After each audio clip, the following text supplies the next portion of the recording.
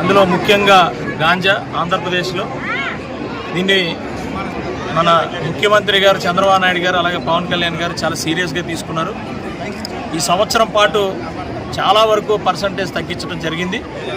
ఎక్కడ కూడా మేము వెనకాడకుండా దీన్ని అణగదొక్కే కార్యక్రమాన్ని ఈ సంవత్సరం పాటు తీసుకున్నాం. అయినా కూడా ప్రజల్లోంచి మార్పు రావాలి. కొంతమంది దీనికి బానిసలైన తర్వాత వాళ్ళని కూడా మేము ఐడెంటిఫై చేసి వాళ్ళని డీఅడిక్షన్ సెంటర్లకు పంపిస్తూ ఉన్నాం.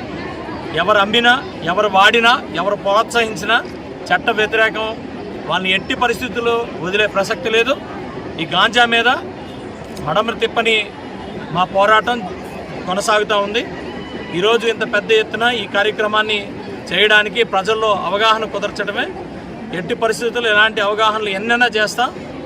గాంజాని కానీ ఏ డ్రగ్స్ని కూడా మరి ఆంధ్రప్రదేశ్ కానీ భారతదేశంలో కూడా రానివ్వకుండా చేసుకునే బాధ్యత మాది, మా కూటమి ప్రభుత్వం, అలాగే ప్రజలందరిది. అందరికీ కూడా విజ్ఞప్తి చేస్తున్నాం. ఎట్టి పరిస్థితుల్లో మీ చుట్టుపక్కల ఏదైనా సరే ఇలాంటి కార్యక్రమం ఎక్కడైనా జరిగినా మీరు ప్రభుత్వం దృష్టికి, పోలీసు వారి దృష్టికి తీసుకురావాలని కోరుకుంటూ ఈ ప్రపంచం మాదక ద్రవ్య రహిత ప్రపంచంగా అందరూ కూడా సుఖ సంతోషాలతో ఉండడమే మన మోడీ గారి ధ్యేయం.